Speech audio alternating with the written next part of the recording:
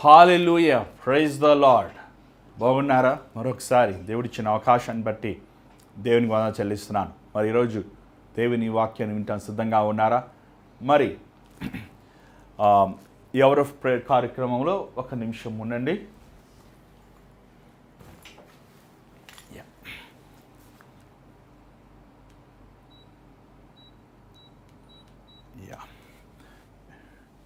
ఈ hour of prayer కార్యక్రమంలో దేవుడు కృపను చూపించి ఇంచుమించు 2001 నుంచి ఈ కార్యక్రమాలను కొనసాగిస్తానికి దేవుడు సహాయం చేస్తున్నాడు.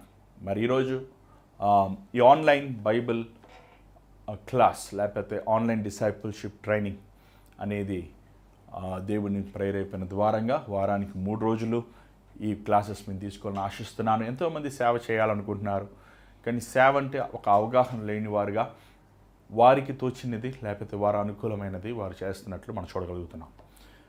మరి ఈరోజు దేవుడి వాక్యములో ఉన్న మర్మములు మనం నేర్చుకుందాం. మీరందరూ రండి, మరి ఈ కార్యక్రమం జాగ్రత్తగా వినండి, దేవుడి దీవెనలు పొందండి. అంత మాత్రం కాదు, ఈ కార్యక్రమాన్ని లైక్ చేయండి, సబ్స్క్రైబ్ చేయండి, మరి షేర్ చేయండి. ఎంతోమంది ఈ కార్యక్రమం ద్వారా దీవించబడాలని ఆశతో, ఎంతో ప్రయాసతో, భారంతో ఈ కార్యక్రమములు ప్రతిరోజు మీ మధ్యకి తీసుకొస్తున్నాం. మరి ఈరోజు ఈ ఆన్లైన్ ట్రైనింగ్లో వెళ్ళకముందు ఒక చిన్న ప్రార్థన. పరిశుద్ధమైన తండ్రి, దయగల ప్రభువా, మరొకసారి నాయన నీ పాసన్నిధిలోకి వస్తున్నామయ్యా. మా హృదయ స్థితిని ఎరిగిన వాడివి, మా ఆలోచనను ఎరిగిన వాడివి, మాలో ఉన్న లోపములను ఎరిగిన వాడివి దేవా. అయోగ్యమైన వారిని కోరుకుని యోగ్యమైన వారిగా తీర్చిదిద్దేవాడు నాయన. ఈరోజునైనా మరి ఈ ఆన్లైన్ డిసైపుల్షిప్ ట్రైనింగ్ కార్యక్రమాన్ని 2వ రోజుగా లేదా 2వ ఎపిసోడ్గా ఈరోజు నువ్వు మాకు ఇచ్చినందుకు వందనములు. ఈ కార్యక్రమం ద్వారంగా ఆయన నీ పిలుపున్నవారు నీ సేవకి ఒక తరబుద్ధి తీసుకుంటానికి, ట్రైనింగ్ తీసుకుంటానికి సాయించి దేవ, నన్ను నీ సులువు చాటు మరుగుపరచు. నీ జ్ఞానముతో, నీ శక్తితో, నీ మాటలునైనా నీ బిడ్డలకి ప్రకటిస్తానికి కృప చూపించు. యేసు నామములో అడుగుచున్నాం తండ్రి, ఆమేన్. మరి పోయిన క్లాస్లో మనము థియాలజీ అంటే ఏంటి, థియాలజీ ఎలా మనము నేర్చుకోవాలి అనే ఆ విషయాలు మనం ధ్యానించాం.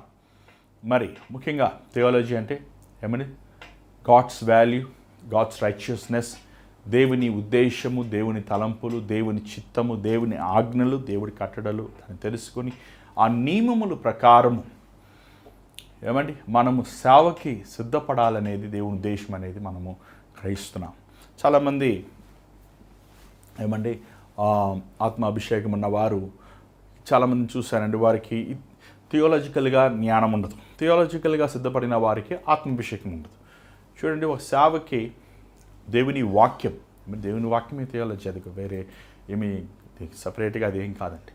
దేవుని వాక్యంతో నింపబడి వాక్యాన్ని చదివి అర్థం చేసుకుంటే చాలా ముఖ్యమైనది. చూడండి, ఈరోజు చాలామంది ముఖ్యంగా వాక్యాన్ని చదివేటప్పుడు, వాక్యాన్ని ధ్యానించేటప్పుడు వారు జాగ్రత్తగా విన్నట్లయితే, దయచేసి ఆ కీబోర్డ్ డిస్టర్బెన్స్ చేయొద్దు. ఆ వాక్యంని ధ్యానించేవారు, వాక్యాన్ని బోధించేవారు ఎస్పెషలీ వారికి ఇష్టమైన రిఫరెన్స్ తీసుకుంటారండి. ఒక రిఫరెన్స్ తీసుకుని ఆ రిఫరెన్స్ని బోధిస్తుంటారు.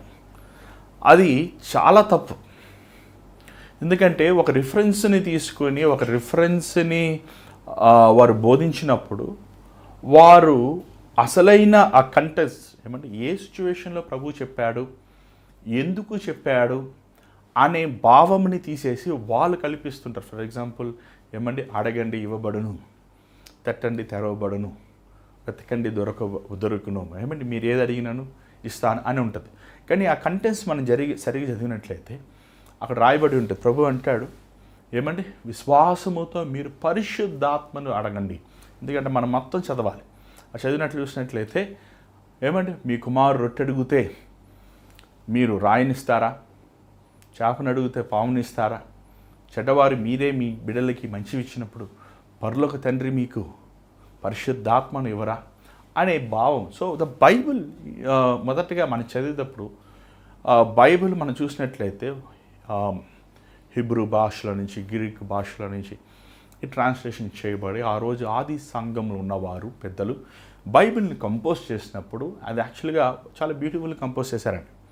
ఒక రిఫరెన్సెస్తో వర్సెస్తో జాగ్రత్తగా, ముఖ్యంగా మన English Bible king James version, అది ఈరోజు చాలామంది దాన్ని పాటించలేకపోతున్నారు. ఎందుకంటే అది ఎక్కువ ఏమంటారు ఆర్థడాక్స్ ఇంగ్లీష్గా ఉంటుంది. కానీ న్యూ కింగ్ జేమ్స్ వర్షన్ అనేది ఇంగ్లీష్లో ప్రస్తుతం ఉందండి. ఎందుకు కింగ్ జేమ్స్ వర్షన్ అని చెప్తున్నామంటే, కింగ్ జేమ్స్ వర్షన్ ముఖ్యంగా ఇంగ్లీష్ బైబిల్ చదివే వారికి ఇప్పుడు చాలా ట్రాన్స్లేషన్స్ ఉన్నాయి. ఇప్పుడు తెలుగు బైబిల్ చదివే వారికి ఒక ట్రాన్స్లేషనే ఉంది, కానీ ఇంగ్లీష్ బైబిల్ చదివే వారికి మల్టిపుల్ ట్రాన్స్లేషన్స్ ఉంటాయి. కానీ king James version is a standard translation. For example మంచి సద్బోధకుడా, గుడ్ టీచర్, ఆ గుడ్ తీసేశారన్నమాట.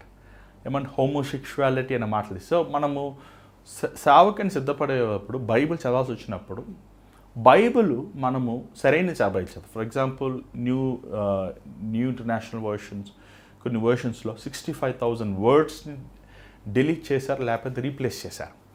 సో దాని భావమే, అర్థమే మారిపోతుంది. కాబట్టి మనం సేవకి ప్రిపేర్ అయ్యేటప్పుడు ముందు బైబిల్ కంటెస్ట్ అనేది చాలా ముఖ్యం. బైబిల్ మనం ఏది చదువుతున్నా ముఖ్యం. ఫర్ ఎగ్జాంపుల్ తెలుగు మనం తీసుకున్నట్లయితే విలియం కేరీ గారు వారు డైరెక్ట్గా బైబిల్ హీబ్రూ భాషల నుంచి దాన్ని ట్రాన్స్లేషన్ చేశారండి. తమిళ్ బైబిల్ మీరు తీసుకుంటే ఫర్ ఎగ్జాంపుల్ తమిళ్, తెలుగు, హిందీ, మీకు ఎన్ని భాషలు ఉంటే అన్ని భాషలు, ఇంగ్లీష్, 4-5 భాషల్లో మీరు చదివినప్పుడు అండి బైబిల్ని ఇంకా బాగా అర్థం చేసుకోవచ్చు. సో ముఖ్యంగా చెన్నై పరిసరలో మా నాన్నగారు ఒక వాక్యాన్ని ఎత్తి చూపినప్పుడు మందిరంలో ఏం చేయవారంటే, తెలుగులో ఉన్నవారిని చదవమనేవారు, తమిళ్లో ఉన్నవారిని చదవమనేవారు, ఇంగ్లీష్లో ఉన్నవారు చదవమనేవారు. సో 3 భాషలు చదివినప్పుడు దాని భావం ఇంకొన్ని గట్టిగా లేకపోతే ఇంకొన్ని లోతుగా అర్థం చేసుకుంటానికి చాలా అవకాశాలు ఉన్నాయి. ఈరోజు మనకి చాలామందికి 2-3 భాషలను ఖచ్చితంగా వచ్చు. సో మనం చదివినప్పుడు బైబిల్ వ్యత్యాసమైన భాషల్లో మనం చదివినప్పుడు ఏమవుతుందంటే అండి, మనము ఎక్కువగా ఒక భాషలో మనం దాన్ని గ్రహించుకోలేకపోతే, ఫర్ ఎగ్జాంపుల్ తెలుగు బైబిల్లో కూడా కొన్ని అక్కడెక్కడ మిస్టేక్స్ మనకున్నాయి. అది కూడా బైబిల్ సొసైటీ వారు దాన్ని గ్రహించారు, దాని కరెక్షన్ కూడా జరిగినాయి, ఒక ప్రాసెస్ అనేది జరిగింది. సో ఎన్నిటిని కూడా మనము గ్రహించుకున్న బైబిల్ స్టడీ అన్నప్పుడు బైబిల్ మనం జాగ్రత్త చూడండి. బైబిల్ చదవకుండా నువ్వు ఇంటర్నెట్లో ఈరోజు చాలామంది బోధకులు, లేకపోతే ప్రసంగికులు, లేకపోతే థియాలజన్ స్టూడెంట్స్, లేకపోతే సేవ చేయాలన్న వారు ఇంటర్నెట్లో ఏదో చూసేసి వారు ప్రిపేర్ అవుతుంటారు. అది లేకపోతే బుక్స్ ఏమంటే ఆథర్స్ కొన్ని బుక్స్ రాశారని చెప్పి ఆ బుక్స్ని చదవాలని ప్రయత్నిస్తారు. చూడండి, Bible is a beautiful book అండి. దేవుని వాక్యము సులువుగా అందరికీ అర్థమయ్యే విధంగా రాయబడింది. బైబిల్లో ఉన్న ప్రశ్నలకి బైబిల్లోనే జవాబు. ఫర్ ఎగ్జాంపుల్ ఏమంటే మనం నిర్గమకాండం చదివినప్పుడు దేవుడు హేరోదు ఫరో హృదయంని కఠినం చేశాడు. మనం అనుకుంటాం, ఎందుకు ఫరో హృదయాన్ని కఠినం చేయాలి? కఠినం చేయకుండా అతన్ని ఏమండి ఆశ్చర్యమైన కార్యం ప్రతిసారి చేసినప్పుడు తను తగ్గించుకుంటున్నాడు, మళ్ళీ కఠినం అయిపోతున్నాడు. ఎందుకు వచ్చేసి చివరికి మనం వచ్చినప్పుడు మనకు అర్థమవుతుంది, దేవుడు ఐగుప్తు మీద పగ తీర్చుకోవాలనుకుంటున్నాడు. సో ఇవన్నీ కూడా మనము బైబిల్లోనే ఉంటాయి. మనకేమీ ఒక ఎక్స్ట్రా బుక్స్ సప్లిమెంట్స్ అవసరం లేదు. బైబిల్లో ఉన్న సుందరమైన విషయం ఏంటంటే, బైబిల్లో ఉన్న ప్రశ్నలకు బైబిల్లోని జవాబు అవుతుంది. కానీ చాలాసార్లు బైబిల్ మనం చదివేటప్పుడు అండి ఒక ఆదికాండం చదువుకుని వచ్చేస్తాం, 1, 2, 3 అలా. దానివల్ల ప్రయోజనం లేదు. బైబిల్ మన ఇండెక్స్లో పెట్టినప్పుడు వారు హీబ్రూ భాషలో ఉన్న ఆల్ఫబెటిక్ ఆర్డర్లో పెట్టారు. సో కొన్ని ఇన్సిడెంట్స్, ఫర్ ఎగ్జాంపుల్ ఏమండి మందిరం జరిగిన, ఫర్ ఎగ్జాంపుల్ ఇశ్రాయేలీయులు చెరలోకి వెళ్ళక ముందు జరిగిన సంగతులు, క్షమించాను, ఒక యోనా కథ, యోనా జరిగిన సంగతి యాక్చువల్ ముందు ఉండాలి, కానీ అది వెనకాల ఉంది. సో ఇంకోటి Haggai, if I'm not wrong, yes. So ఆ సీక్వెన్స్ ఆఫ్ రిఫరెన్సెస్, చాప్టర్స్ డిఫరెంట్గా ఉండటం మనం చూడగలుగుతాం. సో బైబిల్ ఎప్పుడు మొదటగా నువ్వు సేవకు రావాలి, సేవ చేయాలి అని ఆశించినప్పుడు నువ్వు అనేక పుస్తకాలతో నింపుకోవద్దు. That is what I'm trying to tell you. బైబిల్ని ఖచ్చితంగా ఎలా చదవాలి? బైబిల్ చాలామంది అడుగుతుంటారు. బైబిల్ని మీరు ఒకవేళ బహుశా మీరు దేవుణ్ణి ప్రస్తుతం ఇప్పుడే తెలుసుకున్నారేమో, లేకపోతే చిన్నప్పటి నుంచి దేవుడిని తెలుసుకున్నారేమో. సేవకు వచ్చాక బైబిల్ని మనం చదవాల్సి వచ్చినప్పుడు ఫస్ట్ మోస్ట్ ఇంపార్టెంట్ థింగ్, మీరు ఒక బైబిల్ కాలేజ్ జాయిన్ అయినా, ఇలా యూట్యూబ్లో వాక్యం విన్నా, మీరు ఏదైనా ఒక సెమినరీలోకి వెళ్తున్నాం, క్షమించండి, మీరు బైబిల్ని ఫాస్టింగ్ ఉండి చదవాలి. చాలా ఇంపార్టెంట్. బైబిల్ చదివే ముందు కొంచెంసేపు ప్రార్థన చేసుకొని, ప్రభా నాతో నీవు మాట్లాడిన, ఇది చాలా ఇంపార్టెంట్. నీ హృదయము దేవుని ఎదుట శుభ్రముగా శుద్ధంగా ఉండాలి. చాలా ఇంపార్టెంట్. బైబిల్లో ద్వేషము, బైబిల్లో అసూయ, బైబిల్లో లోపము, లోకం పెట్టుకొని మనం బైబిల్ చదివితే అండి, ఆ బైబిల్ ద్వారంగా అపవాది మనల్ని మోసగిస్తున్నట్లు కూడా మనం చూడవచ్చు. కాబట్టి బైబిల్ని మనం జాగ్రత్తగా శుద్ధ హృదయంతో చదవాలి. శుద్ధ హృదయం ఎక్కడ అక్కడ ప్రభు మాట మనం వినగలం. సో బైబిల్ మనం చదివేటప్పుడు చాలాసార్లు మీరు ఫాస్టింగ్ ఉండి చదువుతాం చాలా ఇంపార్టెంట్. మరి నేను ఉద్యోగం మానేసి 2010లో ఒక సాఫ్ట్వేర్ ఇంజనీర్గా సేవకు వచ్చినప్పుడు రోజు మందిరంకి వెళ్ళి 9 గంటల 10 గంటల మందిరంకి వెళ్ళి రాత్రి సమయం వరకు ఉపవాసం ఉండేవాడిని. ఉపవాసం ఉండి మోకాల మీద ప్రార్థన చేసుకుంటూ బైబిల్ చదివాను. సో నేను బైబిల్ చదివే ఫస్ట్ ఏం చదివానంటే ఇర్మియా గ్రంథం చదువుకుని వచ్చా. నాకు అంతగా అప్పుడు అంత అవగాహన లేదు, అంత గ్రహింపు లేదు. సో ఇర్మియా గ్రంథాన్ని చదువుకుంటూ వస్తున్నప్పుడు, సో ఇర్మియా మొదటిసారి అంటే బైబిల్ చిన్నప్పటి నుంచి చదువుతున్నాం, మా నాన్నగారి వాక్యాలు వింటున్నాం, ఎంతోమంది బోధలు వింటున్నాం, ఎంతో అనుభవం ఉంది. అయినప్పటికీ కూడా ఆ సేవకి సంపూర్ణమైన సేవకు వచ్చాక ఉపవాసం ఉండి బైబిల్ చదువుతున్నప్పుడు, ఇర్మియా గ్రంథం చదువుతున్నప్పుడు దేవుడు మనసు అర్థమైందండి. ఫస్ట్ ఆఫ్ ఆల్ ఇర్మియా గ్రంథం ప్రవక్తల పుస్తకాలు, మేజర్ ప్రాఫిట్స్, మైనర్ ప్రాఫిట్స్. ఏమంటే మేజర్ ప్రాఫిట్స్ యెషయా, ఇర్మియా, ఎస్కేల్. మైనర్ ప్రాఫిట్స్ ఇంకో 9 మంది మనం చూస్తున్నాం, మొత్తం 12 మంది. సో ప్రవక్తలు పుస్తకంని స్టార్ట్ చేశాను. సో స్టార్ట్ చేసి అదే సమయంలో ఏం చేశారంటే మత్తయిలో కూడా చదువుతాం సైమల్టేనియస్గా, ఒకేసారి సైమల్టేనియస్గా చదువుతాం కూడా స్టార్ట్ చేశాం. అదే సమయంలో ఆదికాండం కూడా స్టార్ట్ చేశాం. సో మనం ప్యారలల్గా 3 అంటే ఆదికాండము, ఇర్మియా గ్రంథము, అదే సమయంలో అది కొత్త నిబంధన కూడా చాలా ఇంపార్టెంట్. ఒకేసారి మనం చదువుతున్నప్పుడు చూడండి, చాలాసార్లు చాలామంది సేవకు వస్తున్నారంట. ఏమండి మా నాన్నగారి దగ్గర చాలామంది సేవకు వచ్చేవారు. ఒకసారి ఒక తమ్ముడు ఏమై బైబిల్ చదివానన్నా, అయ్యగారు చెప్పారు కదా రోజుకి 3 అధ్యాయాలు, ఆదివారం 5 అధ్యాయాలని. సో నువ్వు 3 అధ్యాయాలు చదువుతానికి ఎందుకు ఫుల్ టైం సేవ రావాలి? నువ్వు 3 అధ్యాయాలు చదువుతానికి నువ్వు ఫుల్ టైం మినిస్ట్రీ అవసరం లేదు కదా, హాఫ్ టైం మినిస్ట్రీ సరిపోతుంది. ఏమండి నువ్వు ఫుల్ టైము సేవ చేయాలి, సేవకుడిగా నేను సిద్ధపడాలి, నేను తరబిద్ది పొందాలన్నప్పుడు కనీసం నువ్వు టైం పక్కన పెట్టుకోకుండా, ఏమండి మనం టైము లేకపోతే మనం లెక్కలు వేసుకోకుండా మనము రిలాక్స్గా కనీసం ఒక 3-4 అవర్స్ అన్న బైబిల్ని చదవాలి. That is very important. బైబిల్ని చదవకుండా ఈరోజు చాలామంది వాక్యం బోధిస్తారండి. అది వెరీ ఈజీ చెప్పేయచ్చు. మనం ఇప్పుడు ఒక రిఫరెన్స్ తీసుకుంటారు, ఆ రిఫరెన్స్ని బేస్ చేసి వాక్యం అంతా చెప్తుంటారు. అది కంప్లీట్లీ రాంగ్. బైబిల్ ఆదికాండం నుంచి ప్రకటన గ్రంథం వరకు నువ్వు చదవకుండా నువ్వు వాక్యాన్ని బోధిస్తానికి నీకే అర్హత లేదండి. ఈరోజు చాలామంది బోధకులు, చాలామంది బైబిల్ స్టూడెంట్స్ అవనివ్వండి, సేవ సిద్ధపడిన వారవ్వండి, వారు ఆ థియాలజీలో లేకపోతే ఆ సెమినరీలో లేకపోతే ఆ డినామినేషన్లో లేకపోతే ఏమండి ఆ టీచర్ గారు చెప్పేవి లేకపోతే ఆ బైబిల్ కాలేజీలో మాస్టర్ గారు చెప్పేవి వారు వినేసి దానిని ప్రిపేర్ అయిపోయి దాని వాక్యం బోధిస్తుంటారు. No, that's not right. ఇర్మియా గ్రంథంలో మాట రాయబడు. ఎందుకు ఇంకొకటి ప్రవక్త మాటలు నువ్వు దొంగలిస్తున్నావు? చూడండి, చాలాసార్లు నేను కూడా సేవకు వచ్చినప్పుడు బిల్లీ గ్రహం గారి మెసేజెస్, రెన్హార్డ్ గారి మెసేజెస్, వారు చెప్పే కోట్స్, వీరు చెప్పే సంగతులు ఆయన రాసుకునేవాడిని. ఆయన రాసుకుని దాన్ని ఎక్కువ ధ్యానించేవాడిని. దేవుడు చెప్పాడు ఏం చేస్తున్నావు? నేను మెసేజ్ ప్రిపేర్ అవుతాను. అలా కాదు మెసేజ్ ప్రిపేర్ అయ్యాడు. మెసేజ్ ఎలా ప్రిపేర్ అవ్వాలి? నువ్వు ముందు మెసేజ్ ప్రిపేర్ అవ్వ ముందు నీ జీవితం ప్రిపేర్ చేసుకో. చూడండి, చాలాసార్లు చాలామంది అనుకుంటారు ఏంటంటే సేవకు వచ్చారంటే వాక్యం చెప్పాలి అని. No, that's not right. వాక్యము చెప్పేది సేవ అసలే కాదు. చూడండి, ఇప్పుడు డాక్టర్ అవ్వాలనుకోండి, డాక్టర్ చదువుకునే వాళ్ళని డాక్టర్ అంటామా? డాక్టర్ చదివేసి ఆ ఇంటర్న్షిప్ చేసి ఏమంటే వారు పట్టా వచ్చాక కూడా వాళ్ళు మరలా ఏం చేస్తారంటే ఒక పెద్ద డాక్టర్ కింద తరబిది అవుతుంటారు. అలాగా ఈరోజు చాలామంది సేవకు వస్తానంటారు కానీ వారు సేవకులు కింద ఉండాలనేది ఇష్టపడతలేదు. ఏదో ఒక సెమినార్కి వెళ్ళిపోవాలి, లేకపోతే ఏదో ఒక సర్టిఫికేట్ కొనేసుకోవాలి, లేకపోతే ఏదో డాక్టరేట్ అయిపోవాలనుకుంటారు కానీ ఒకరి కింద, ఒక సేవకుల కింద ఉండాలనేది వాళ్ళు గ్రహించుకుంటలేదు. చూడండి, ఇప్పుడు ముఖ్యంగా యవనస్తులు, స్త్రీలు స్త్రీలు ఎంతవరకు సేవ చేయాలి, చేయకూడదు అనేది మనం ముఖ్యంగా గమనించాలి. బైబిల్లో చాలా స్పష్టంగా ఈ స్త్రీల విషయం రాయబడింది. ఏమండి, ఈరోజు కల్చర్ మారిపోయింది. స్త్రీలు పైలట్స్గా ఉన్నారు, డాక్టర్స్, వెరీ గుడ్, ఏమైనా తప్పేం లేదు.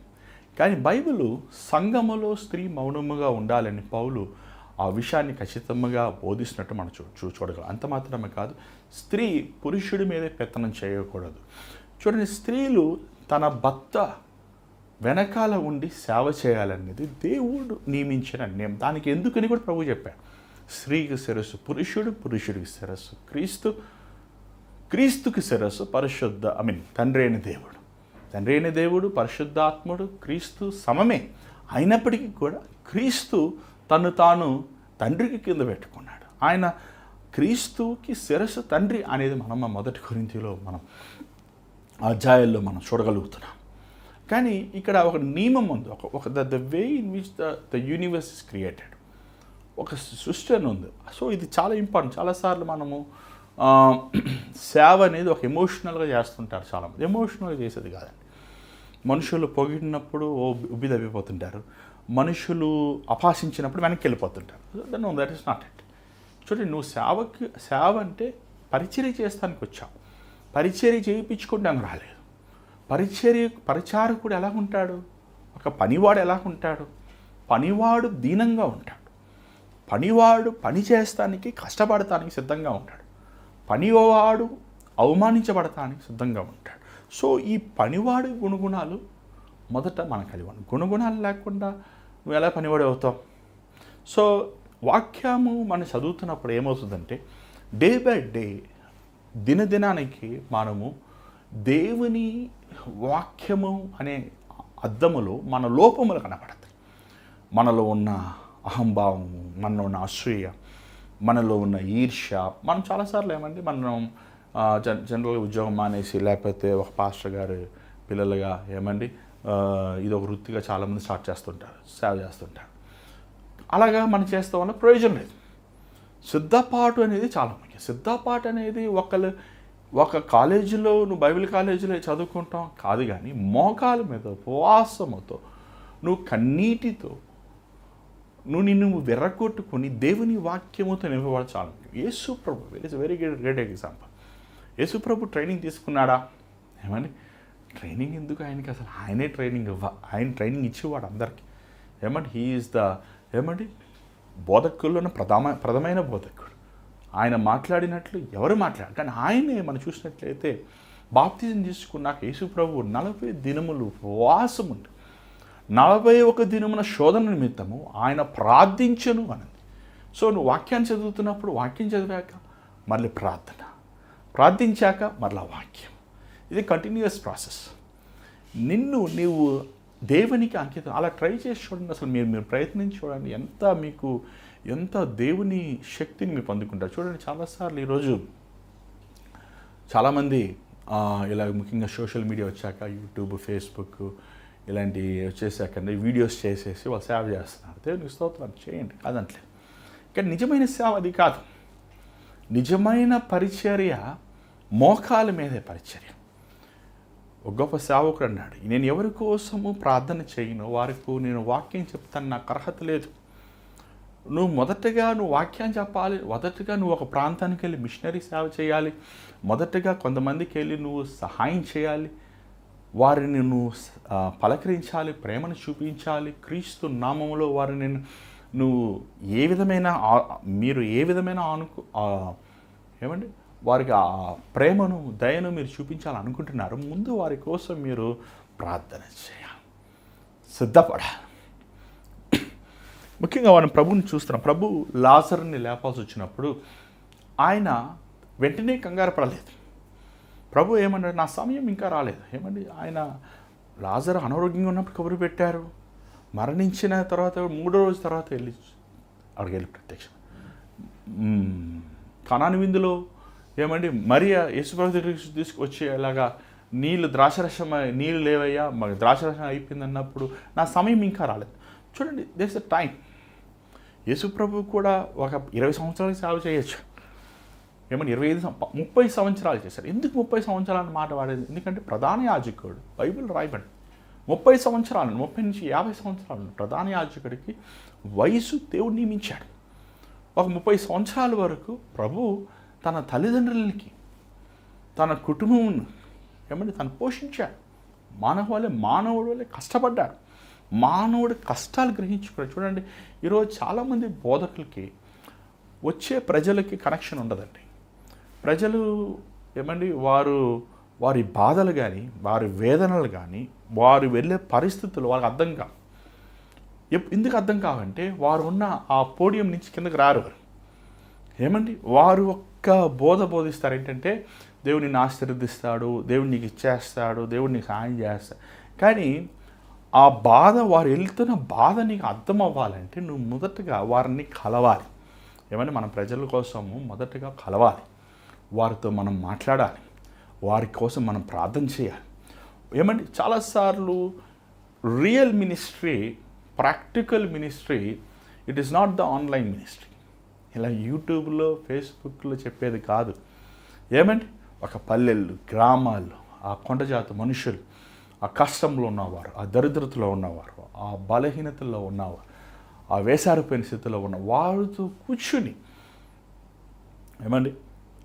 మరి ఈ రోజుల్లో ఇలాగ మనకి ఆన్లైన్ అయిపోయింది. కానీ మేము ఇవాంజలిజం చేసినప్పుడు చిన్నప్పుడు మేము చదువుకున్న వయసులో 10th, 12th వయసులో మాకేం చేసేవారంటే మా కరపత్రాలు ఇచ్చారు, ప్యాంప్లెట్స్ ఇచ్చేవారు. మమ్మల్ని ఇద్దరిద్దరుగా పంపించి ఒక రిట్రీట్ పెట్టేవారు. రిట్రీట్ అయిపోయాక మేము బస్ స్టాండులకు వెళ్ళి అక్కడ ఉన్న టీ కొట్ల దగ్గరికి వెళ్ళి ఇవాంజలిజం ఇన్పర్సన్గా మనుషులతో మాట్లాడు. దాంట్లో కొంతమంది వినేవారు, కొంతమంది విననివారు, కొంతమంది వారి భావముని తెలియపరిచేవారు, వారి భావముని వాక్యం చెప్పినప్పుడు వారు తునీకరించిన వాడు బాధపడడం, అంగీకరించిన వారికి కూడా వారు సంతోషంగా ఇలాగ మీరు ప్రభువు నమ్మకం వందనాలు, మీ దగ్గర ఉన్న మందిరానికి వెళ్ళండి, దేవునికి నమ్మకంగా ఉండండి అనే evangelism. That's the real 1-on-1 evangelism. యేసు ప్రభు చేసిన సేవ అదే. ఆయన కాలినడగన ఒక్కొక్క గృహముకి వెళ్ళి, గృహానికి వెళ్తాము తప్పు కాదండి. గృహానికి వెళ్ళి ఈరోజు చాలామంది విమర్శిస్తున్నారు, పాస్టర్ గృహానికి వెళ్ళకూడదు. యేసు ప్రభు వెళ్ళాడు, జక్కయ్య ఇంటికి వెళ్ళాడు. జక్కయ్య ఇంటికి వెళ్ళినంటే ఆ రోజు ఏమొచ్చింది? రక్షణ వచ్చింది. లాజరు మరియ మాత్రం ఇంటికి వెళ్ళాడు.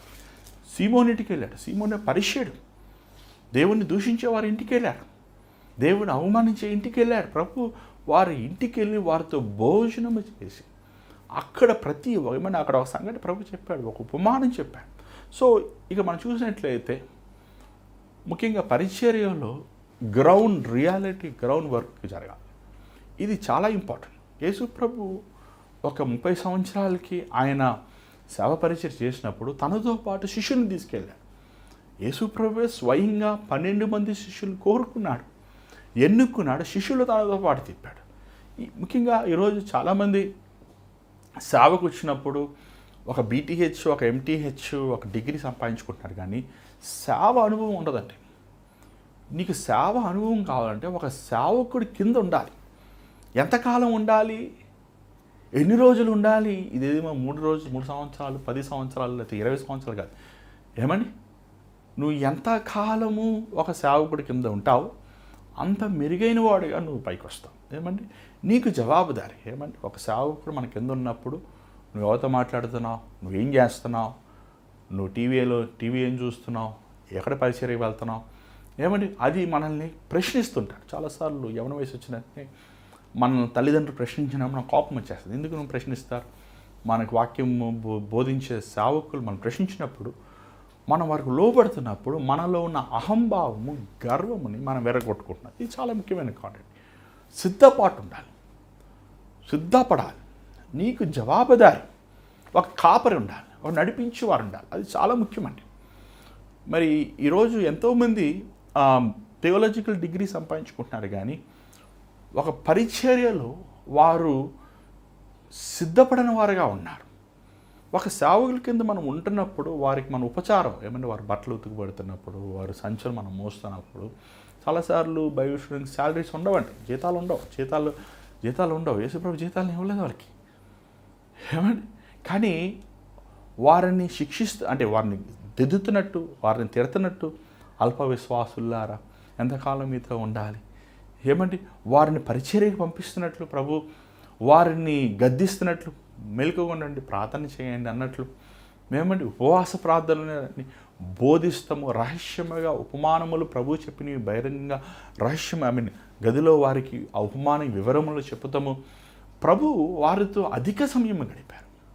సో ఒక సేవకుల కింద ఒక సేవకుడు ఇలా మీరు ఆన్లైన్లో విన్నా కూడా మీకు మీరు వెళ్తున్న సంఘ కాపరి that is very good thing. లేకపోతే మీ ఆత్మీయ తండ్రి మిమ్మల్ని రక్షించిన వారు, మిమ్మల్ని యేసులో నడిపించిన వారు, వారికి మీరు ఒక లెక్క ఒక కంట్రోల్ ఉండాలండి. ఈరోజు మనం ఇలాగా సోషల్ మీడియా చూస్తుంటే చాలామంది సింగర్స్ ఉన్నారు, పాస్టర్స్ ఉన్నారు. కానీ వాళ్ళందరికీ కూడా చూసినారనుకోండి వాళ్ళు ఓన్ డెసిషన్స్ తీసుకుంటుంటారు. మా నాన్నగారు ఎప్పుడు అంటారు 30 సంవత్సరాల వరకు నువ్వు నథింగ్, యువర్ నోబడీ. 30 to 50 సంవత్సరాలు నువ్వు ఒకరి కింద ఉండాలి, ఒకరి కంట్రోల్లో ఉండాలి. 50 సంవత్సరం తర్వాత నువ్వు నాయకుడు. ఎవరు ఉంటారండి బతుకుంటారు అనొద్దారా, ఖచ్చితంగా బతుకుంటారు. 30 నుంచి 50 నువ్వు పరిచర్య చేస్తున్నా, నువ్వు సంఘం నడిపిస్తున్నా, నీకు ఒక జవాబుదారి, నువ్వు ఏదైనా చేయాలనుకుంటే నీకు లెక్క చెప్పేవారు ఉండాలి. ఏమండి for example very simple thing ఏమండి ఇలాగ ఆన్లైన్లో ఈరోజు చాలామంది చర్చెస్ నడిపిస్తున్నారు, కొన్ని ప్లాన్స్ పెడుతున్నారు. ఏమండి బిజినెస్ ప్లాన్ ఏంటంటే బిజినెస్ వర్క్ ప్రార్థన చేయాలంటే మీరు 1000 రూపాయలు కట్టండి, ఎగ్జామ్లో మీ స్టూడెంట్స్ ప్లాన్ ఇలా స్కీమ్స్ కొత్త స్కీమ్స్ పెడతాం. సో నీకు ఒక ఆత్మీయత ఉన్నప్పుడు నువ్వు చేసేది కరెక్టా కాదని నిన్ను దిద్దుదానికి ఒక మనిషి ఉంటాడండి. ఒక తండ్రి లేనప్పుడు నువ్వేమైపోతాడే వాళ్ళు ఏమంటామండి, తండ్రి లేని వాళ్ళని ఏమంటామండి, దిక్కు లేని వారిని అంటాం. ఈరోజు అదే జరుగుతుందండి. ఈరోజు అవమానించబడటానికి, దూషించబడటానికి క్రైస్తవ లోకములో అనేక మంది సేవకులు వాక్యాన్ని విరోధంగా జీవిస్తానికి కారణం ఏంటంటే they don't have somebody to guide them. 50 years అంటే కనీసం ఒక 50 సంవత్సరాలు, ఒక 20 సంవత్సరాలు you need to be mentored over the night అవరండి. అదే అంటుంటాను, ఒక మేమంటే మనకి బంగారం విలువైన ముత్యములైన దొరుకుతాయి, కానీ ప్రభు మనస్సు కలిగి సేవకులు దొరికేవారు చాలా కష్టం. ముత్యం మనకు దొరుకుతాయి, ముత్యాలన్నీ మనకి ఎప్పుడైనా దొరుకుతాయి, కానీ దేవుని హృదయానుసారంగా సేవ చేయువారు చాలా ఇంపార్టెంట్ అండి. అది చాలా మనకి మస్ట్. అలాంటి సేవకులు లేరు. సేవ చేస్తున్నారని చాలామంది ఉన్నారు, కానీ ఒక కంట్రోల్, ఒక నియమము లేకుండా, ఒక సెల్ఫ్ డిసిప్లైన్ లేకుండా, ఏమంటే ఒక లోకముని ప్రేమించకుండా, ఒకరు ఒక నాయకుడు లేని వారు కాపర్లు, నాయకుడు లేని కాపర్లు ఉన్నారండి. ఖచ్చితంగా యేసుప్రభు నీ కాపరే అయినా సరే, యేసుప్రభు నీ కాపరైనా సరే నీకో కాపరినాడు. మా నాన్నగారితో పాటు నేను చాలా పరీక్షలు వెళ్ళేవాడండి. నాకు ఊహ వచ్చినప్పుడు నేను 18-19 సంవత్సరాలు వచ్చి మా నాన్నగారికి అప్పటికే 52-53 సంవత్సరాలు, 55 సంవత్సరాలు. ఆయన వెళ్ళినప్పుడు మీటింగ్స్కి వెళ్ళినప్పుడు మా నాన్నగారితో తోటి సేవకులు ఉంటారండి. కొన్నిసార్లు వారు సమమైన ఏజ్ ఉంటారు, వారికంటే పెద్దవారు ఉంటారు. నేను అనేక సార్లు మా నాన్నగారు వారితో పాటు కూర్చుని, మా నాన్నగారు ఒకవేళ ఏదైనా తీర్మానం చేయాలి, ఫర్ ఎగ్జాంపుల్ ఉపవాస ప్రార్థన శనివారం నుంచి శుక్రవారం మార్చాలనుకోండి, ఆ విషయాన్ని కూడా మా నాన్నగారు వారితో డిస్కస్ చేస్తాం. ఇలా చేయాలనుకుంటున్నానండి, చేయమంటారా? ఇలా రేడియో ప్రోగ్రామ్ చేయాలని ఆశిస్తున్నా, మీరు ప్రార్థన చేయండి, మీ సలహా ఏమంటే అది ఒక వారు ఎలాంటి విధమైన ఒక బంధం అంటే ఒక మినిస్ట్రీ మీద ఒక అథారిటీ లేనప్పటికీ వారు సలహా అడుగుతాము, ప్రార్థన కోరుతాము. పరిచర్య విషయంలో ఏమైనా తొందరపాటు అనేది లేకుండా, కంగారు అనేది లేకుండా అలా దేవుని సేవకులు సలహాలు తీసుకుంటారు. ఇది ఈరోజు లేదండి. వాళ్ళు ఏదో ఆలోచించుకుంటారు, లేకపోతే ఆ పరిచర్య ఈ పరిచర్య కాపీ కడుతుంటారు. ఒక సిద్ధపాటు, ఒక ఆత్మీయత అంటే అన్ని విషయాలు పంచుకోరు, కొన్ని పంచుకుంటారు, కొన్ని పంచుకోరు. సో అలా కాకుండా ఒక మెంటర్ అనేది మనకు ముఖ్యం. సో బైబిల్ చదవాలి, అదే సమయంలో practical training is very important. థియాలజికల్గా చదువుకునేది కాదు ఇది. సేవ అనేది నువ్వు ఫీల్డ్ వర్క్ చేయాలి, నువ్వు వెళ్ళాలి, అవసరతలు ఉన్నవారికి వెళ్ళాలి, ఆ కష్టంలో ఉన్న వారి కోసం ప్రార్థన చేయాలి. నువ్వు ప్రార్థిస్తున్నప్పుడే చూడండి, మనం చాలాసార్లు నేను గమనించాను ఏంటంటే, మనం ప్రార్థన చేస్తున్నప్పుడు ఖచ్చితంగా అక్కడ ఉన్నవారు మనము అపవాదులు ఫర్ ఎగ్జాంపుల్ ఒకరికి బలహీనత ఉందనుకోండి, ప్రార్థన చేస్తే చెయ్యి పెట్టకూడదు. ఆబ్వియస్ నో, చెయ్యి పెట్టకూడదండి. చెయ్యి ఒక టైం ఉందండి దానికి. ఈరోజు ఏమంటే ప్రతి ఒక్కరు చేయబెట్టి ప్రార్థన చేసేస్తున్నారు. చెయ్యి అనేది దేవుడు అభిషేకిస్తే తప్ప, దేవుని సేవకులు అభిషేకించి అది కూడా వారి ఒక గైడెన్స్లో మనం వెల్లుని పెట్టు అంటే పెట్టాలి, కానీ అంతేగాని మనము వెళ్ళి పెట్టేయకూడదండి. ఏమవుతుందంటే ఇతరు పాపములో మీరు పాలు పొందొద్దు బైబిల్. సో చాలాసార్లు మనం ప్రార్థిస్తున్నప్పుడు మనం ఒక ఇంటికి అపవాది శోధిస్తూ నేను చూశాను. శరీర బలహీనత కలుగుతాం కానీ, మానసిక ఒత్తిడి కలుగుతాం కానీ, ఏమంటే it's field work. Obviously nobody is strong. ఏమైనా నువ్వు ఒక కొత్తగా ప్రభు సేవని చేయాలని నువ్వు ఆశకు వచ్చినప్పుడు, నువ్వు అపవాదిని శోధిస్తున్నప్పుడు, ఆ సమయంలో నిన్ను పంపించిన సేవకుడు నీ కోసం ప్రార్థిస్తున్నాడు. ఎందుకంటే ఆయనకు అనుభవం ఉంది. ఖచ్చితంగా వారు నిన్ను ప్రార్థన కంచితో పంపిస్తారు. ఒకళ్ళ శోధన వచ్చినా వారు కంచి ఉంటుంది కాబట్టి నిన్ను అపవాది నీ ప్రాణమును ముడటానికి ఏ అధికారం ఉండదు. చూడండి, ఇలా చాలామంది యవన పాస్టర్లు చచ్చిపోతుంటారు, కుర్రోళ్ళు చిన్న పాస్టర్స్ చచ్చిపోతున్నారు. ఎందుకంటే వారికి కోసం ప్రార్థన చేసేవారు లేరు, వారిని దేవుని సన్నిధిలో ఎత్తిపట్టుకునేవారు లేరు. చాలా ఇంపార్టెంట్ అండి. మనం వెంటనే ఎక్స్పోజ్ అవుతున్న వల్ల అపవాది బాణములు మన ఎదుట ఉంటాయి. కానీ మన కోసం ప్రార్థన చేసినప్పుడు, ఒక సేవకులు వెనకాల ఉండి మనం సేవ చేసినప్పుడు అది ఎప్పుడు మనకి క్షేమమే. అది చేసిన వాళ్ళకి అర్థమవుతుంది. కాబట్టి కంగారు పడకూడదు. ఓవర్ ద నైట్ కంగారు. ఈరోజు చేశారు, ఈరోజు 4 ప్రోగ్రామ్ చేసేసారు, డామ్ అని ఉద్యోగ సభలు పెట్టేస్తారు, అంతే, అంతటితో అయిపోద్ది. ఏమంటే అలా కాదు. సేవ అనేది దేవుని చిత్తాన్ని చేయాలి. చాలా సహనం ఉండాలి, ఓర్పు ఉండాలి. నీ అహం చావాలి, గర్వం చావాలి, నీలో స్వార్థం చావాలి, డబ్బు ఆశ చావాలి, నీలో ఉన్న లోక ఆశల నుంచి విడుదల పొందాలి, సిద్ధపడాలి. ఓవర్ ద నైట్ సిద్ధపడం కదా. ఓవర్ ద నైట్ ఏమవ్వదు. విత్తనం వేసేసి ఫలం కావాలంటే అవుతుందా? సో ఇది ఒక కొంతకాలము దేవుని సేవకులు నిన్ను నడిపిస్తారు. చాలాసార్లు నేను ఇలాంటి వారిని గమనించానండి. వాళ్ళు ఏం చేస్తారంటే వాళ్ళకే కొంతకాలం ఉంటారు, ఇంకా నేను చేయలేను, ఈ కష్టాలు పడలేము, ఈ బాధలు పడలేము, ఈ అవమానం పడలేము, మాకు వయసు అయిపోతుందని చెప్పేసి వాళ్ళే సొంతంగా సేవకులు వారికి దేవుడు నియమించిన కాపరికి విరోధంగా తిరగబడుతుంది. అది చాలా భయంకరం. చూడండి, మనకి దేవుడు ఒక వ్యక్తిని, ఒక కాపరిని మనం నియమించినప్పుడు ఆ కాపరి ద్వారంగా దేవుడు చెప్తుంటాడు, నువ్వు ఈ ప్రాంతానికి వెళ్ళి సేవ చేయ, నీ సమయం వచ్చింది, ఇదిగో నీ విషయం చేయి అని ఆ సలహాతో, ఆ దీవెన ఆశీర్వాదాలతో వెళ్తాం మంచిది. చాలాసార్లు అంటే కొంతమంది సేవకుల్ని వారు దూషిస్తారు. చూడండి, చాలా తప్పండి అది. నిన్ను ప్రార్థన చేసి నీకు నడిపించిన సేవకుల్ని నువ్వు దూషించకూడదు. వారు నీ కోసం ఎంతో కన్నీరు కాచారు, ఎంతో నీకోసం సిద్ధపరిచారు. ఖచ్చితంగా నోబడీ ఈజ్ పర్ఫెక్ట్. దేవుడు ఒక్కడే మంచివాడు. కానీ వారు శాయశక్తిలో నిన్ను ఈరోజు ఏమై ఉన్నారు, వారు నీ కోసం మొరపెట్టిన ప్రతి ప్రార్థన. కాబట్టి మనల్ని సిద్ధపరిచిన, మన కోసం కన్నీరు కార్చిన, మనల్ని నడిపించిన సేవకులు మనం ఎప్పుడు మర్చిపోకూడదు. అది చాలా ఇంపార్టెంట్. నిన్ను ఎవరు నడిపిస్తున్నారని కూడా చాలా ముఖ్యం. ఏ సిద్ధాంతాలతో బోధిస్తున్నారా, లేకపోతే వాక్యపు చూస్తుండే మనం ఒక సేవకులు దగ్గరగా ఉన్న, సన్నిహితంగా ఉన్నప్పుడు అండి, వారి జీవితం మనకు అర్థమైపోద్ది, వారి మాట్లాడే తీరు అర్థమైపోతుంది, వారి ఇన్ అండ్ అవుట్ మనకు తెలిసిపోద్ది. ఏమండి, చాలాసార్లు చాలామంది సేవకులు ఎలా ఉంటారంటే అండి, వాళ్ళు లైన్ వేసేసుకుంటారు స్టేజ్ మీదే. వాళ్ళు బైబిల్ కాలేజీ చెప్పాలంటే టీవీలో ఎల్ఈడి పెడతారు. దానివల్ల ప్రయోజనం లేదు కదా. ఇప్పుడు ఒక సేవకుడు మనసు ఏంటో, తన హృదయం ఏంటో, తన హృదయంలో ఉన్న భావం ఏంటో, దేవుడి పట్ల ఆసక్తి ఏంటో అవి నువ్వు ఎలా తెలుసుకుంటావు? సో అలాగ నీకు అనుకూలంగా దేవుని వాక్యానుసారంగా వాక్యం చదువుతున్నప్పుడు ఆటోమేటిక్గా నిన్ను నడిపించే సేవకుని నువ్వు పోలుస్తుంటావండి. ఖచ్చితంగా మనం పోలుస్తుంటాం. ఆ వాక్యంలో సేవకుల్లో ఉన్న విభేదాలు, వ్యత్యాసాలు మనకు అర్థమవుతాయి. సో దాన్ని బట్టి మనం ఈజీగా చాలాసార్లు తీర్పు తెచ్చుకో. మా నాన్నగారు ఎప్పుడు అంటుంటారు, మంచి తీసుకో, చెడ్డ వదిలేసి. ఏమండి, ఎవరితో మంచి ఉంటే తీసుకో, ముఖ్యంగా నేను నడిపించే వాళ్ళు మంచి ఉంటే తీసుకో, ఒకళ్ళు చెడ్డ ఉంటే దేవుని చేతిలో పెట్టి, అంతేగాని వారిని మరలా విమర్శించి మళ్ళీ బయటకు వచ్చి వాళ్ళకి ఎసరు పెట్టి, ఒక సహోదరు తెలుసండి, ఆయన నడిపించిన కాపరి సంఘాన్నే ఏమని చివులు చేసి మళ్ళీ ఆ సంఘంలో ఉన్న మనుషులు ఎత్తికిపోయి ఇంకో సంఘం పెట్టి, ఎంత భయంకరం అవును.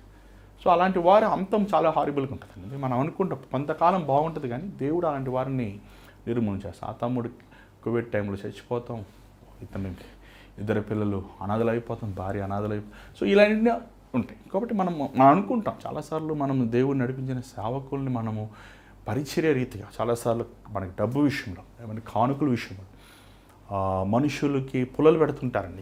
అక్కడ ఇక్కడ ఇవన్నీ కూడా దేవుడు చూస్తుంటాడు. దేవుడు మనల్ని గమనిస్తుంటాడు. నీ తత్వం, నీ మనస్తత్వం, నీ హృదయ ఆలోచన అన్నీ చూస్తుంటాడు. సో ఇవన్నీ ఏంటంటే మనం వాడు గమనించాలి. దీనిపైన ప్రభువు మనం చూస్తున్నాడు. నువ్వు ఎంత యోగ్యుడు అవుతావు, ఎంతవరకు ప్రయోజకుడు అవుతావు, నీ గుణము, నీ స్వభావం మారిందా అనేది మనం చాలాసార్లు ముఖ్యం. సో ఈ సేవకులు సేవ చేయాలి అని ఆశించిన వారిలో ముఖ్యంగా ఒక సేవకుడు ఇస్ ఎ లీడర్. ఏమండి, లీడర్ అంటే వెంటనే లోకంలో ఉన్న లీడర్స్ వేరు, బైబిల్లో ఉన్న లీడర్స్ వేరు. లోకంలో ఉన్న లీడర్స్ ఏమండి, మన ఇన్స్టాగ్రామ్ నిండా చూస్తుంటాం, వాళ్ళని ఫేస్బుక్ నిండా చూస్తుంటాం. డబ్బులు ఎలా సంపాదించాలి, ఎలా వ్యాపారాలు చేయాలి, ఎలా బట్టలు వేసుకోవాలి, చాలామంది వాళ్ళు కన్ఫ్యూజ్ అయిపోతుంటారు. ఆ లీడర్లు ఈ లీడర్లు ఒకటేనండి, కాదు. చూడండి, లోకంలో ఉన్న లీడర్స్ కఠినమైన హృదయంతో వెళుతుంటారు. కానీ దేవుని వాక్యాన్ని మనం చూస్తున్నాం. మనం బైబిల్లో ముఖ్యంగా చూసినట్లయితే మత్తయి సువార్త 20వ అధ్యాయము, మత్తయి సువార్త 20వ అధ్యాయము 25 నుంచి చదవండి. 25 నుంచి చదవండి. గనుక యేసు తన యొద్ద వారిని పిలిచి, అన్యజనుల్లో అధికారులు వారి మీద ప్రభుత్వం చేయుదురని, వారిలో గొప్పవారు వారి మీద అధికారం చేయుదురని మీకు తెలియను. మీలో అలాగుండకూడదు. మీలో ఎవడు గొప్పవాడై ఉండగోరును వాడు మీ పరిచారకుడై ఉండవలెను. మీలో ఎవడు ముఖ్యుడై ఉండగోరును వాడు మీ దాసుడై ఉండవలెను. అలాగే మనుష్య కుమారుడు పరిచారం చేయించుకొనుటకు రాలేదు గాని పరిచారము చేయుటకు అనేకులకు ప్రతిగా విమోచన క్రయధనముగా తన ప్రాణమునిచ్చుటకు వచ్చెనని చెప్పాను. చాలండి. చూడండి, ఎంత చక్కని విలువైన అమూల్యమైన మాటలు ప్రభు చెప్తున్నాడు. చూడండి, ప్రభు ఇక్కడ ఏమంటున్నాడంటే, ఎవరైనా గొప్పవాడుగా ఉండాలంటే వాడు దాసుడిగా ఉండాలి, సర్వెంట్. ఇంకా ఎవరైనాను ఏమండి మొదటివాడిగా, లేకపోతే ద ఫస్ట్ దేవుని కార్యాలు ఉండాలంటే వాడు బానిసగా ఉండాలి. ఇంగ్లీష్ వాళ్ళు స్లేవ్ అని ఉంది. ఏమండి, దాసుడు పనివాడు 8 గంటలు పని చేస్తాడు, బానిసకి జీతం ఉండదు. బానిసకి ఏమంటే ఇంక 24 గంటల పని, జంతువుతో సమం బానిస అంటే ప్రభు ఏమంటున్నాడు, నువ్వు అంకితం చేసుకోవాలి సార్. నాగడి మీద చెయ్యి పెట్టి వెనక్కి తిరిగి నా పాత్రుడు. నువ్వు సేవకుని మనసు ఉంచేశాక మా అమ్మగారిని చూడాలి, మా నాన్నగారిని చూడాలి, మా అన్నను చూడాలి, మా తమ్ముడిని చూడాలి, నాకు అది కావాలి, ఇది కావాలి, నేను అది మళ్ళీ అది చదువుకుంటాను, మళ్ళీ ఇది చదువుకుంటాను. చూడండి, పరిచర్య చేయాలి. పరిచర్య టు సర్వ్. పరిచర్య అంటే ఏంటండి, మరి ఒక సేవకులు దగ్గరికి వెళ్ళానండి. వారికి ఇంచుమించు ఒక 32 సంవత్సరాలు 33 సంవత్సరాలు ఉంటాయి. ఆయన ఒక 2 కుర్రోళ్ళు వెనక కాళ్ళ దగ్గర పెట్టుకుని కాళ్ళు నొక్కించుకుంటున్నాడు. ఏమంటే ఈరోజు పాస్టర్ గారు వాళ్ళ బైబిల్ బ్యాగ్ వాళ్ళు మొయ్యరు, వాళ్ళ సంచి వాళ్ళు మొయ్యరు, వాళ్ళ పని వాళ్ళు చేసుకోరు. ఏమంటే బట్టలు ఉతుకుతాను ఒకళ్ళు, అంట్లు కడుగుతానికి ఒకళ్ళు, ఏమన్నా వాళ్ళ పిల్లల్ని ఎత్తుకోవటానికి ఒకళ్ళు, ఏమంటే వంట వండుతానికి ఒకళ్ళు, వాళ్ళ పాస్టర్ గారు వంట ఉంటారు ఇంట్లో. ఏమంటే సో ఏంటి వీళ్ళు పరిచారకులు కాదు, వీరేంటి వీళ్ళు మనసులో ఎట్లా ఏదో పెద్ద ఒక నాయకులని ఫీలింగ్ వీళ్ళకి. ఏమండి ఒరాయ్ అంటుంటారు. ఏమంటే బైబిల్ స్టూడెంట్స్ని సేవకు వచ్చిన వాడిని ఒరాయ్ అంటారండి, ఎరాయ్ అంటారు. అది దట్స్ నాట్ ఇట్. నువ్వు బానిసవి. నువ్వు బానిస అనేవాడు బానిస ఉంటాడంటే బానిస ఉంటాడు కదా. యేసుప్రభు ఎంత గొప్ప దేవుడు. అసలు యేసుప్రభు కాలు పెట్టి ఎందుకు నడవాలి? ఏమంటే ఆ రోజులు కూడా 4 కర్రల మీద ప్రభు చేర పెట్టి శిష్యులు మోసుకెళ్ళంటారండి, మోసుకెళ్ళరా. ఏమంటే 4 గుర్రాలు రెడీ చేయండి, రెడీ చేయరా. దేవుడికి ఏం తక్కువ చెప్పండి, ఆయనకేం తక్కువ? ఆయన ఎంత గొప్పవాడు ప్రభు. కానీ ఆయన సామాన్యమైన జీవితం. ఇంకా మాట చెప్పాలంటే ఆయన బట్టలు ఆయన ఉతుక్కున్నారు. ఏమంటే ఆయన ఎవరు అన్నం తినిపించారు, ఆయన అన్నం తిన్నారు. ఆయన ఉండాడు, ఆయన శిష్యులకు ఉండి పెట్టాడు. ఏమంటే ఆయన పరిచర్య చేశాడు. దేవుని కుమారుడు ఆయన, గాడ్స్ ఓన్లీ సన్. అంత గొప్ప దేవుడు. సృష్టి శూన్యం అంతా ఆయనదే. అంటే అక్కడ ద క్వాలిటీ ఎగ్జిబిట్ చూడండి, ఆయన ప్రేమను చూడండి. అక్కడ శతాధిపతి, అయ్యా నా పనివాడికి బాగాలేదని వచ్చేస్తాను, ఇంటికి వచ్చి ప్రార్థన చేస్తాను. ఆ శతాధిపతి అంటున్నాడు, అయ్యా నువ్వు ఎంత గొప్పవాడు అయ్యా, నేను 100 మంది మీద అధికారిని, రారా అంటే వస్తాడు, పోరా అంటే పోతాడు.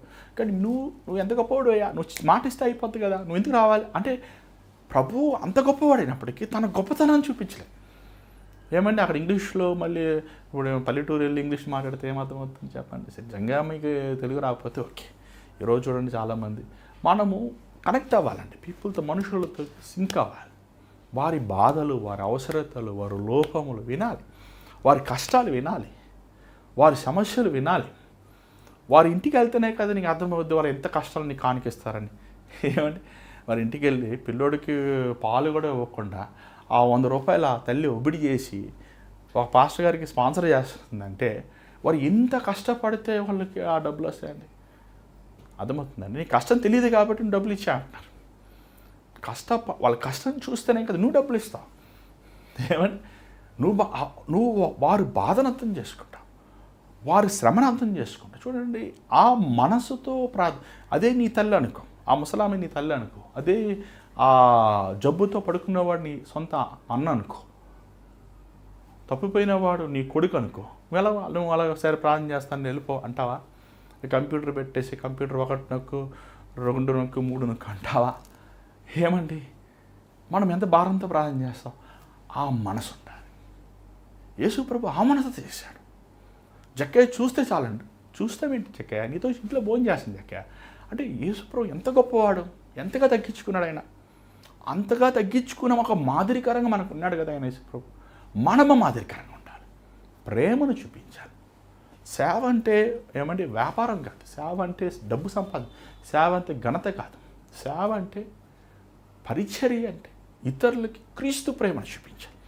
నీకు తన అన్న కాదు, తమ్ముడు కాదు, చెల్లి కాదు, అక్క కాదు, బంధువు కాదు. నేను చాలాసార్లు అండి, మీరు చాలామంది నా కోసం మీరు మీ ప్రార్థన వినుకొని చెప్తాను. నా పిల్లల కోసం కూడా అంత ప్రార్థన చేయలేదు, కానీ మీకోసం ప్రార్థన చేస్తాను, మీ పిల్లల కోసం ప్రార్థన చేస్తాను. ఎందుకు ప్రార్థన చేయాలి? నేను దేవుని పనివాడిని కాబట్టి, దేవుని బానిసను కాబట్టి, మీరు దేవుని నామములో ఒక సేవకుడి దగ్గరికి వచ్చి అయ్యా నా బాధ్యతను చెప్తున్నారు, నేను ప్రార్థన చేస్తాను, యథార్థంగా ప్రార్థన చేస్తున్నారు కాబట్టి మీరు కార్యం చూస్తున్నారు. అంతే కదా. మనం కార్యం ఎందుకు చూడలేదంటే ప్రార్థన చేయకపోతే కార్యం చూడ, మీరు ప్రార్థన చేసుకోలేకపోతున్నారు కాబట్టి ప్రార్థన సహాయపడుతుంది. సో ఈ మనస్సుని మనము మనుషుల పరిస్థితిని సాధన సేవకు వచ్చాక in the battle field ground reality యేసు ప్రభు తన సేవ పరిచర్యలో ఆయన ఎక్కడ కానీ ఆయన మనుషులను తన దగ్గర రప్పించుకోవాలి. తన వారి దగ్గరికి వెళ్ళినట్టు మనం చూస్తున్నాం. ఇంకోటి చాలాసార్లు చాలామంది సేవకు వచ్చి ప్రభుని అడుగుతుంటారు, ఆత్మాభిషేకం దయచే ప్రభా, అభిషేకం దయ. చూడండి, ఆత్మవరాలు దయచే, ఇది నిజంగా ఒక బుద్ధిహీనతనం. నీకెందుకు ఆత్మవరము? చెప్పయ్యా, నువ్వు యూట్యూబ్లో వాక్యం చెప్తున్నావు, నువ్వు ఎవరికి ప్రార్థన చేయవు, ఎవరి ఇంటికి వెళ్ళి వారి కోసం నువ్వు ఆదరించావు, ఎవరి కోసం దేవుని సన్నిధిలో నువ్వు మొరపెట్టు, నీకెందుకు ఆత్మవరము? ఆత్మవరము పరిశుద్ధాత్మ వరములు ఎందుకు? కష్టములు ఉన్న వారిని, చెరలో ఉన్న వారిని, నశించే వారిని ప్రభు ఎత్తికి లాగుతాం కోసం, దేవుని రాజ్యం కడతాం కోసం. నేను చాలాసార్లు గమనించాను, మనం ఎప్పుడైతే గ్రౌండ్ రియాలిటీ పరిచయం చేస్తామో 2 విధాలు చూడండి, మనకు ఏం లాభం లేకుండా మనకేం లేదు కదా. మనం వారి కోసం ఎప్పుడు ప్రార్థన చేస్తాం? మొదటిగా వారి మనసు మనకు అర్థమవుతుంది. రెండోది, వారి కోసం మనం భారంగా ప్రార్థిస్తున్నప్పుడు, చాలాసార్లు నేను ప్రార్థన చేస్తున్నప్పుడు అండి 2015, 16, 17 చాలా మనుషులు వాళ్ళు బాధలు చెప్పేటప్పుడు నేను అంటాను, ప్రభా నేనేం చేయిస్తాను ప్రభా, నేనేం ఆమె తల్లి క్యాన్సర్ అయ్యా, నేనేం చేయగలను, అయ్యా ఈ కుమార్తెకి 2 కిడ్నీలు లేవయ్యా, నేనేం చేయగలను, నేనేం చేయలేను కదా, నేనేం చేస్తాను, ఇలా ప్రార్థన చేసేవాడిని. నేనేం చేస్తాను, నాకు అంత శక్తి లేదు కదా, నేను డాక్టర్ని కాదు, నా డబ్బులు ఇస్తే డబ్బులు లేవు. ఏమండి, నేను ప్రార్థన చేస్తే నాకు ఏం చేయలేను, నేను చేయలేను, నేను మట్టిని కదా. ఏమండి, ఆ బాధలు, వారి కన్నీరు, వారి గుండెన పలిగిన స్థితి మనకు అర్థమైనప్పుడు అండి, మనలో ఆ మూలుగు, మనలో ఉన్న వేదన, మనలో ఉన్న బాధతో మనం ప్రార్థన చేస్తాం. చాలాసార్లు అనేవాడిని, ప్రభా మరలా ఒకసారి రాయా, ఈ భూలోకం మళ్ళీ ముట్టయ్యా, నీ బిడ్డను ముట్టయ్యా, నీ కూతుర్ని ముట్టయ్యా, చచ్చిపోతారంటాయా 10 రోజులు, నువ్వు కాపాడినైనా, నువ్వు రాయా, మళ్ళీ రాయా. నాకు తెలియకుండా చేసామన్నా, మరి కరెక్టా రాంగా నాకు తెలియదు.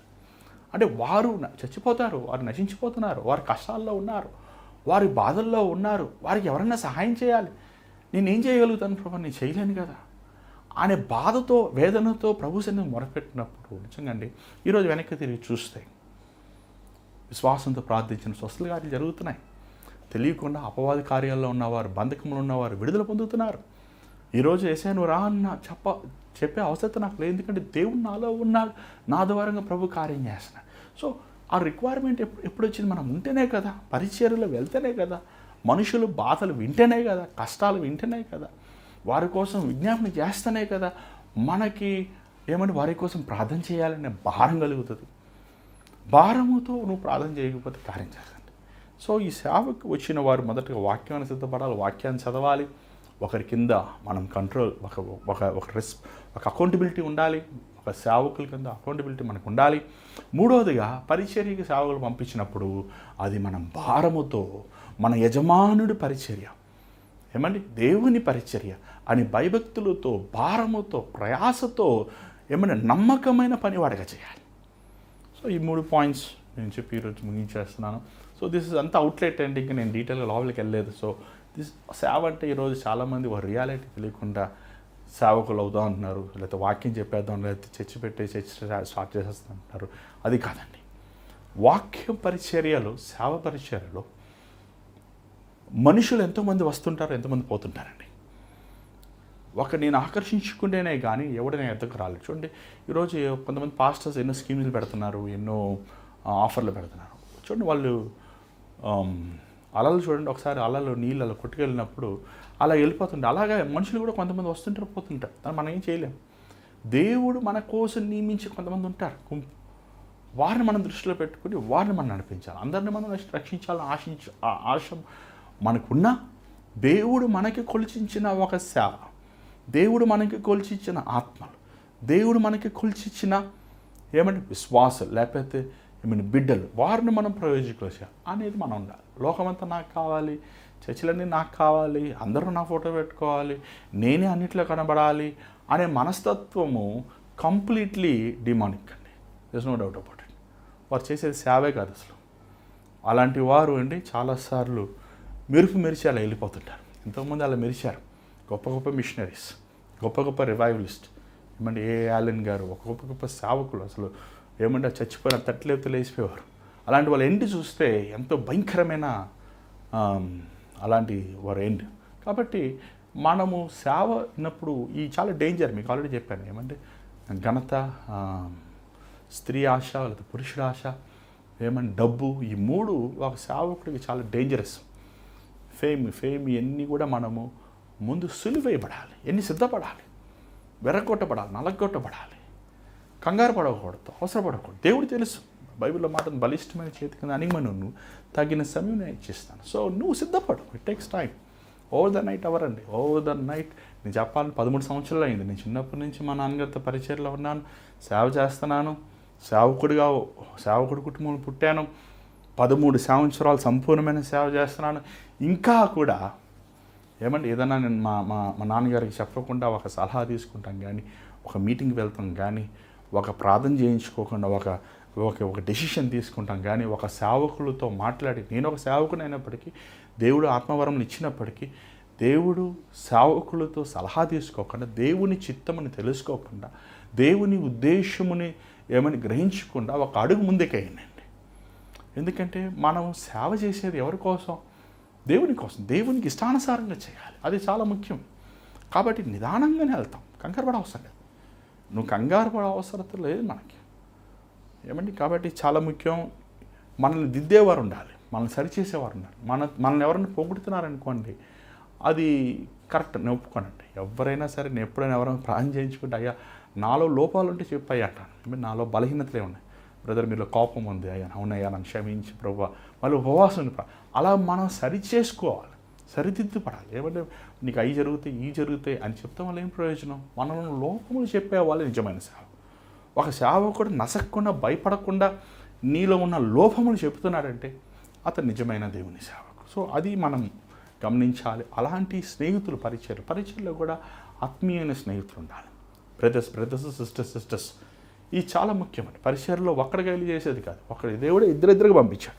నీకోసం ప్రేయింగ్ సేవకుడు, ఒక ఫ్రెండ్, ఒక సేవకుని వచ్చావు, ఒక బైబిల్ స్టూడెంట్గా ఉన్నావు, నీ కోసము ఆత్మీయంగా, లేకపోతే ఇద్దరు మీరు ప్రార్థన చేసి, లేకపోతే ముగ్గురు ప్రార్థన చేసావు, ఒక ప్రేయింగ్ ఫెలోషిప్ చాలా ముఖ్యం. ఇవి ఉండాలి. ఇవన్నీ కూడా మనం పరిచయలో వెళ్ళే కొద్ది దేవుడు ఖచ్చితంగా చూడండి, షడ్రక్, మిషక్, అబేద్నెగో వారు ముగ్గురు ప్రార్థన స్నేహితులు. దానియేలు, షడ్రక్ వాళ్ళు ప్రార్థించేవారు, వారు విజ్ఞాపన చేయవారు, ఉపవాసం ఉండి మొరపెట్టేవారు. సో అలాంటి ఆత్మీయమైన స్నేహం ఉండాలి.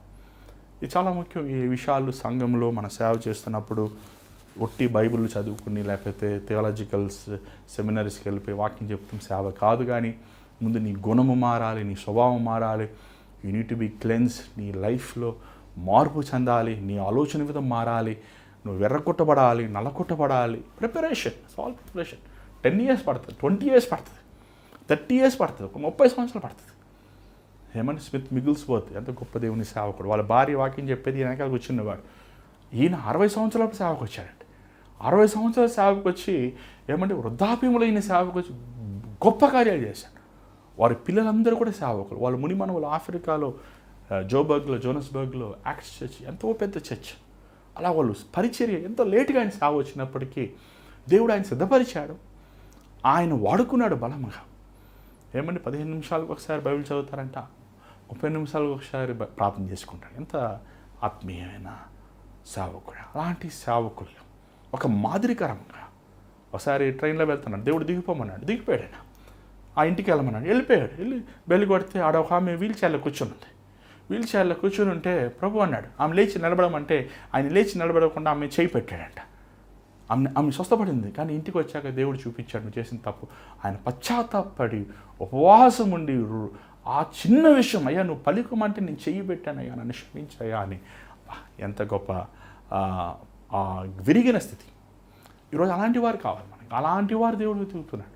సరిచేయబడేవారు, సరిదిద్దువాడు, కరెక్ట్గా ప్రభు ఆత్మసారమైన సేవ, ఆత్మసారమైన పరిచర్య. ఏమంటే వారు బ్రాడ్ఫోర్డ్లో స్మిత్ మిగిల్స్వర్త్ గారు సంఘాన్ని కట్టారు. ఒక 50 మందే ఉన్నారు. అది కొన్ని సంవత్సరాల తర్వాత, శతాబ్దాల తర్వాత అది ఒకవారు అమ్మేశారు. చర్చ్ పాడైపోయింది. కానీ ఈరోజు వాళ్ళు ముని మనవడు వెళ్ళి మరలా చర్చ్ కట్టారు. ఈరోజు ఆ బ్రాడ్ఫోర్డ్లో యూకేలో చర్చ్ జరుగుతుంది. చూసారు, ఎందుకంటే దేవుని చిత్తంలో ఆయన సేవ చేశారు. దేవుని చిత్తంలో జరిగే సేవ అది విస్తరిస్తుంది. ఏదో ఒక తరానికి ఉండేది కాదు, లేకపోతే ఒక 10 సంవత్సరాలు 20 సంవత్సరాలు ఉండేది కాదు. అది ఫలించేదిగా ఉంటుంది, అది అభివృద్ధి పొందేదిగా ఉంటుంది. ఈరోజు నువ్వు చేసేది నీకు అర్థం కాకపోయినా, నువ్వు దేవుని చేతిలో లోబడినప్పుడు నువ్వు ఒక జనరేషన్కి, ఒక జనానికే నువ్వు ఆశీర్వాదకరంగా ఉంటావు. సో అలాంటి సేవకులుగా మనం ఉండాలి. దేవుడు నిచ్చే సేవకుడుగా ఉండాలి.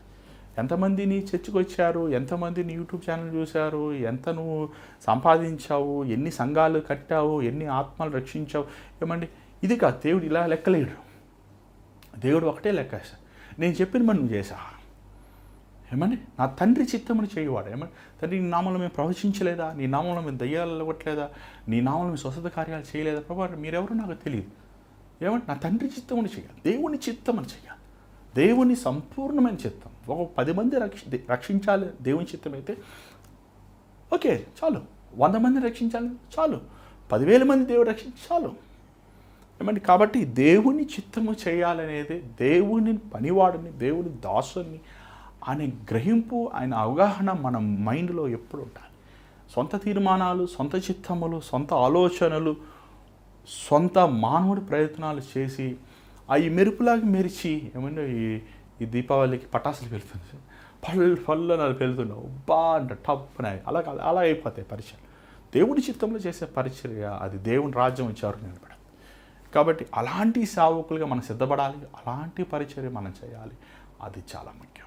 మరి ఈరోజు దేవుడు నా మనసులో పెట్టిన మాటలు మీతో పంచుకోవడానికి సహాయం చేశారు.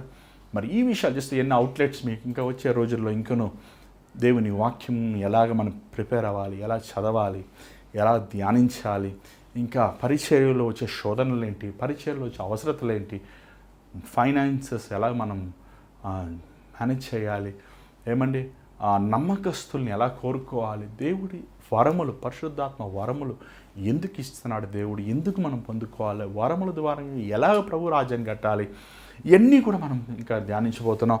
బహుశా ఎన్ని 1 రోజులో 2 రోజులు, 1 నెల 2 నెలలు అవో, రాబోయే రోజులు యాజ్ వి గో ఆన్ నేను స్లోగానే తీసుకెళ్ళాలని ఆశిస్తున్నాను. ఎందుకంటే ఈ కార్యక్రమాలు ఈ అందరికీ ఉపయోగపడవు.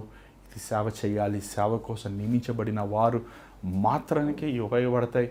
కాబట్టి ఎందుకంటే కొన్నిసార్లు జనరల్ క్రౌడ్ కూడా ఉంటారు. కాబట్టి అవర్ ఆఫ్ ప్రేయర్లో నేను వాక్య పరిచర్య కూడా చేయాలని ఆశిస్తున్నాను. కాబట్టి బహుశా 2 రోజులు కానీ 3 రోజులు కానీ మరి వారానికి ఈ బైబిల్ డిసైపుల్షిప్ ట్రైనింగ్ చేయాలని ఆశిస్తున్నాను. మరి ఈ కార్యక్రమం అంతానికి వచ్చాం. చివరి ప్రార్థన చేద్దాం. పరిశుద్ధమైన తండ్రి, దయగల ప్రభా, అవునయ్యా, నువ్వు మెచ్చే సేవకులుగా, బలనమ్మకమైన మంచి దాసుడా అనిపించే సేవకులుగా మమ్మల్ని చేయనైనా అయ్యా. జ్ఞానముతో కాదు, తెలివితో కాదు, లోక బలముతో కాదయ్యా, డబ్బుతో కాదు అయ్యా, నీ ఆత్మ ద్వారంగా మేము సంఘముని పరిచర్యను కొనసాగించే కృపను మాకు దయచే అయ్యా. మేము అయోగ్యులమి అయ్యా, చేయవలసిన మాత్రమే మేము చేసి ఉన్నాము. మేము మట్టి మాత్రమే నాయన. ఈ మట్టిని కోరుకున్నావు, ఎన్నుకున్నావు, ఏర్పరచుకున్నావు, నీ పని కోసం ఎత్తిపెట్టుకున్నావు. భూమి జగత్తుకున్నది వేయక ముందనైనా తల్లి గర్భంలో రక్తం పిండగా ఉన్నప్పుడే నువ్వు మమ్మల్ని ఎన్నుకున్నావు అయ్యా. నీ సేవకులుగా, నమ్మకమైన సేవకులుగా, ముఖ్యంగా ఈరోజు ఈ కార్యక్రమం చూసి నీ పిలుపు అందుకుని నీ బిడ్డలు సిద్ధపడాలని ఆశతో ఈ కార్యక్రమాలు చేస్తుండగా తండ్రి, నీ కృపతో నీ కనికరం మాకు దయచేయమని, నడిపించమని యేసు నామములో అడుగుచున్నాం తండ్రి, ఆమేన్. మరి ఈరోజు దేవుడు మీతో మాట్లాడుతూ మాకు తెలియపరచండి. ఈ కార్యక్రమం మీకు ఉపయోగకరంగా ఉన్నాయా లేవా అనే విషయాన్ని కూడా మాకు తెలియపరచండి. దయచేసి గమనించండి. స్క్రీన్ దగ్గర కనబడుతున్న నెంబర్ 8939392139 నెంబర్కి మీరు వాట్సాప్ చేయండి, వాయిస్ మెయిల్ పంపించండి. మీరు లైవ్ చాట్లో పెడితే నేను కెమెరా చూసి వాక్యం చెప్తున్నాను, నాకు మీరు టైప్ చేసి నేను చూడలేను. కాబట్టి మీరు ఆ నెంబర్కి మీరు వాట్సాప్ చేయండి. మీ ప్రార్థన అవసరతలు, మీ విన్నపములు, ఇంకొన్ని మీకేమన్నా సందేహాలు, ఇంకొన్ని మీరేమైనా సజెషన్స్ ఇవ్వాలనుకుంటే అదే నెంబర్కి మీరు పంపించవచ్చు. ప్రార్థన పూర్వకంగా మీకు నేను జవాబు ఇవ్వాలని ఆశిస్తున్నాను. ఈ భారమైన ఈ పరిచయలో మీరు కూడా పాల్గొందాలని ఆశిస్తే మీ విరాళంలో ఈ పరిచర్యకు పంపించి మీరు పాల్గొందొచ్చు. మరి స్క్రీన్ మీద కనబడుతున్న number Google pay, PhonePe account numbers ఉన్నాయండి. ఇది బలవంతం ఏమీ లేదు. మీరు హృదయంలో సంతోషంగా దేవుని పరిచయలో మీరు పాల్గొందాలని ఆశిస్తే మీరు ఇవ్వచ్చు, ఇవ్వకపోయినా పర్వాలేదు. దేవుని చేతి మీద రేపు కలుసుకుందాం. అంతవరకు God bless you. Take care.